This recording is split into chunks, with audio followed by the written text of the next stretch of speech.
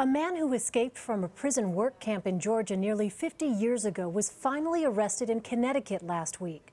Robert Stackowitz is now asking Georgia officials to commute the remainder of his sentence because he says going back to prison would amount to a death sentence. Demarco Morgan is in Danbury, Connecticut. He spoke to the former fugitive. Demarco, what did he tell you?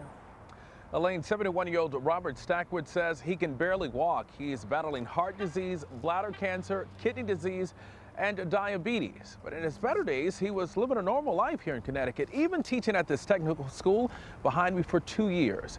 In his first television interview, Stackowitz told us that a trip back to Georgia to finish his 17-year sentence would be fatal. But we wanted to know how he was able to stay under the radar for as long as he did. Tell us about the day when you walked out of prison. Somebody gave me a ride to the Atlanta airport. I got on a plane, flew home. Just that easy.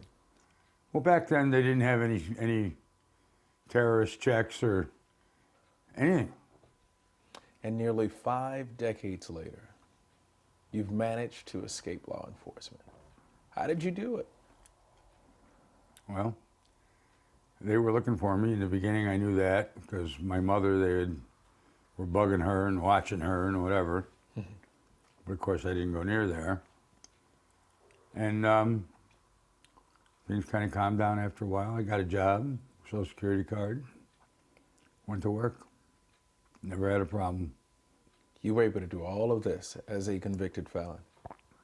Yes. Now, attorneys for Stackowitz say Georgia prosecutors are not planning to pursue the escape charges, and they consider that a victory. But Elaine, upon his return, he could still face jail time. Fascinating story. Demarco Morgan, thank you so much.